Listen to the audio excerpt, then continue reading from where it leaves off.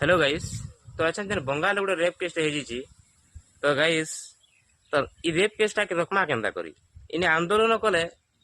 बुझिल कि आंदोलन कले खाली ने देबे तमर लागी किछि फायदा नहीं कि सरकार ने तुम जेते गहरी कला ने का मिलबा बाकी इटा के रोकमा केन्ता बोले अटकामा केन्ता करता माने तो इन झम के गुडे कथाटे कमी जे तमे इने निजे स्ट्रांग बनबाए पड़वा तुमके 10टा लोग रेप करबा के आछो कि गलत करबा के आछो तमे सने तमे शिख जे निगे स्ट्रांग बनो जिस 10टा लोग के केन्ता हरई पारमा बुझलो कि नहीं तबे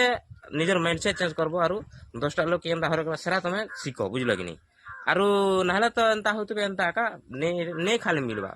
लेडीज केते बोले सुरक्षा रे नहीं रहे तो गाइस